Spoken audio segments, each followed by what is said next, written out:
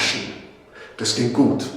Und in vielen Präsentationen wird das heute erwartet, dass Redner zeigen, dass sie auch Leidenschaft für ein Thema haben. Aber was ist eigentlich Leidenschaft? Nicht nur im Deutschen steckt das Wort Leiden darin, auch in anderen Sprachen hat das Wort eine Doppelbedeutung. Die Passion ist das, wo Herzblut drin steckt, aber kann auch das mögliche Martyrium sein.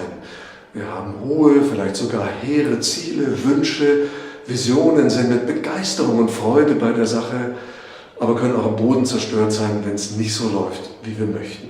Und das ist menschlich und darum geht es, sich menschlich zu zeigen, mit den Stärken und Schwächen, mit der Begeisterung, aber auch Enttäuschung, die das Leidenschaftliche eben ausmacht. Es ist immer auch eine Leidensbereitschaft da drin.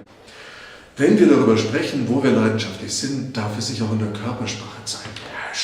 Natürlich nicht übertrieben, sondern so, dass es zu uns und unserer Botschaft passt und insgesamt stimmig ist.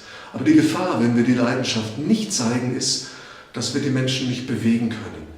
Heute wollen wir inspirieren, wir wollen motivieren, aber wie können wir denn andere bewegen, wenn wir nicht selber bewegt sind und bereit sind, das auch zu zeigen? Also Leidenschaft nicht nur haben, sondern auch zeigen, sonst sind wir wie die Menschen im Straßenverkehr, die beim Abbiegen den Blinker nicht setzen nach dem Motto, ich weiß ja, wo ich hin möchte, aber ich verrate es nicht. Das wäre schade.